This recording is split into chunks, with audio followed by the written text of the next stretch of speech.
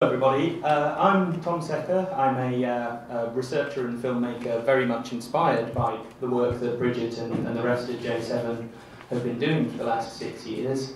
I have made 2 feature-length documentaries about 7/7, detailing a lot of their research and some bits and pieces of my own. The first one, 7/7 Seeds of Deconstruction, came out last year before the inquests, but there was so much new stuff from the inquests that I made a new film this summer, 7/7 Crime and Prejudice, which some of you will have watched a abbreviated, sort of truncated version of in the next room. Now, there's an awful lot that we could get into here, but I'll try and focus on the most salient points. Now, the government narrative is based around, if you like, a sort of list of contentions. The first one of which, obviously, is that those bombings in London that killed 52 or 56 people were carried out by homegrown Islamic suicide bombers. They say in the narrative they found no evidence of remote detonation at any of the bomb sites, but the major problem with this is they also, it seems, found practically no evidence of intentional, premeditated suicide bombings. And going back to Northern Ireland, there was an innovation, if you like, in terrorist tactics in the 1990s, whereby the Irish Republican Army carried out what are known as human bombings, which is where they would kidnap a man's family, they would go and tell him that they had this, they'd go and tell the guy that they had his family, and say, we're going to handcuff you into a car bomb, and you're going to drive it into a military checkpoint. Otherwise we're going to torture or murder your family. And of course, they did it. And several of these were carried out in the mid-1990s. And this is a sort of, if you like, unintentional, undesired form of suicide bombing, where someone has been manipulated into the position where they have no choice but to carry it out. Now, obviously I'm not saying that's necessarily what happened on 7/7, but it should give you an impression of the way in which the state collusion with terrorism can manipulate circumstances to make it appear as though someone is responsible for a terrorist attack, when in fact they, in a very broad sense, when they weren't responsible for it. So they did not find very much evidence of premeditated suicide bombings. What they did find were a few scraps of rucksack at one of the scenes. They found a battery at one of the scenes. They found some bits of wiring. But what they didn't find was any kind of bomb casing or any means of detonating the bombs. And that's absolutely crucial. If there is no means of detonating the bombs, if there is no button or switch or whatever, then how on earth can they be certain that those 4 men actually did knowingly detonate those bombs? There are, of course, many other possibilities, such as them carrying things that they didn't realise were bombs or whatever.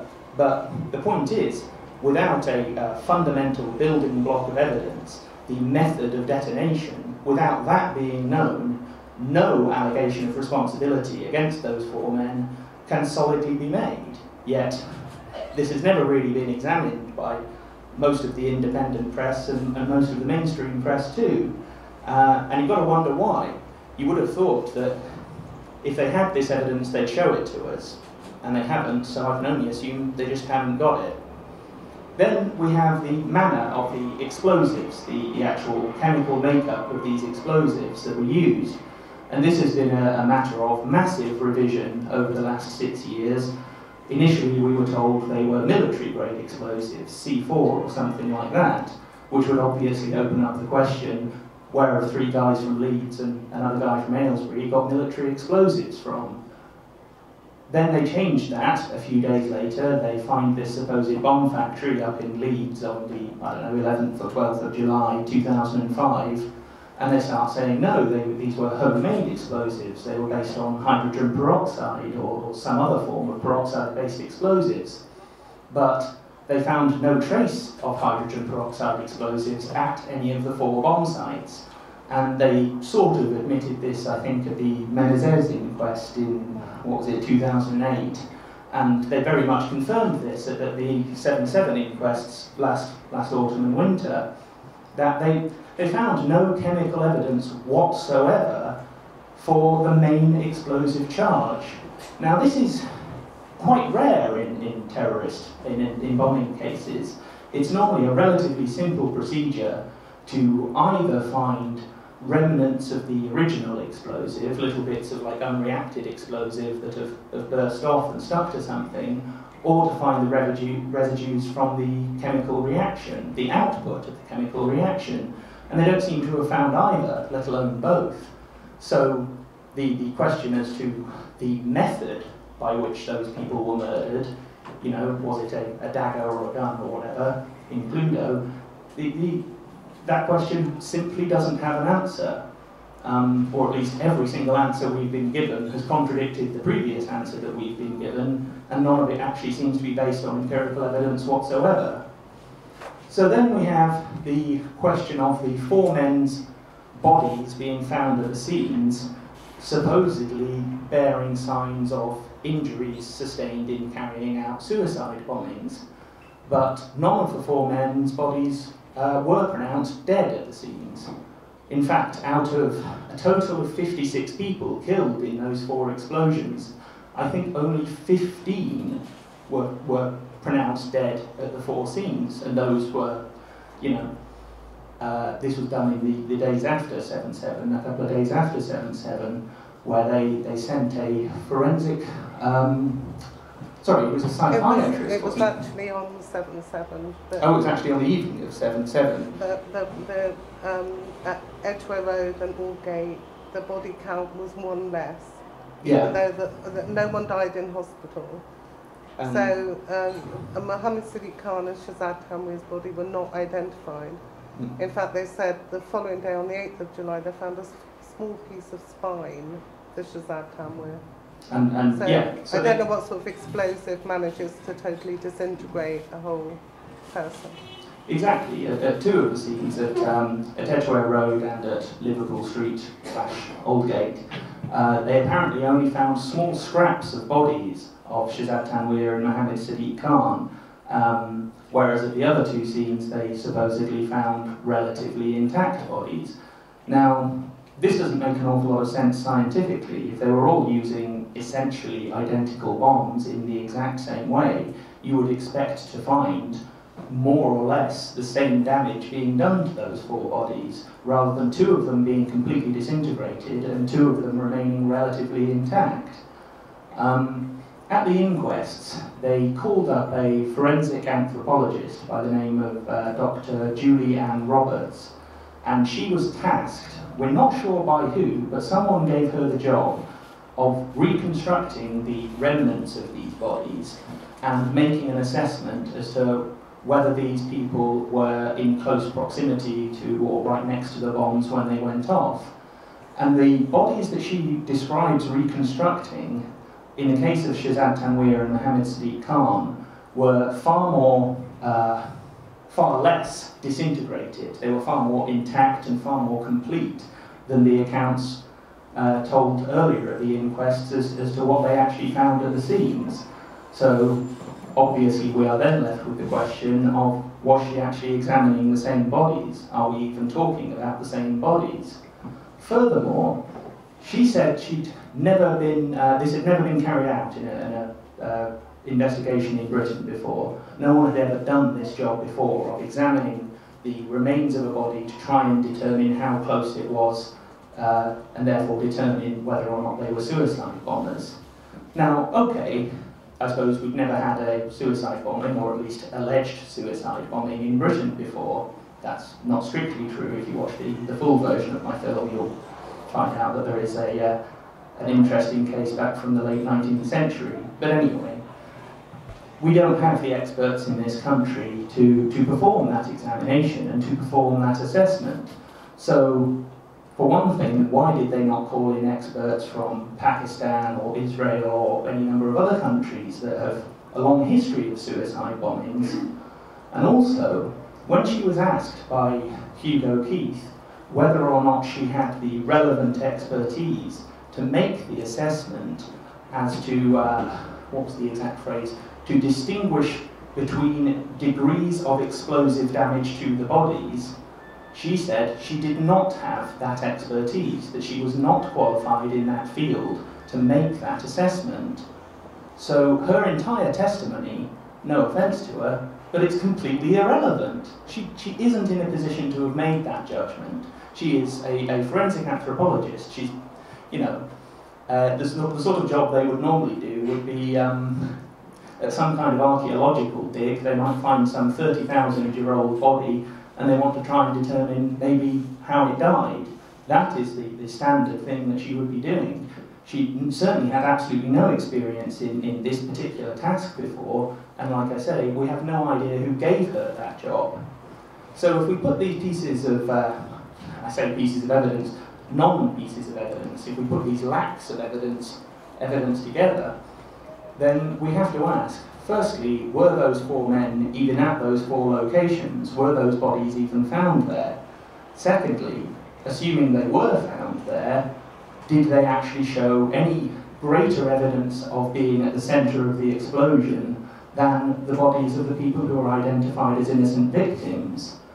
And thirdly, even if we do have those pieces of the puzzle, and even if we did get answers to those questions, we are still left with the issue of where did the explosives come from? Who made them? Who constructed the bombs?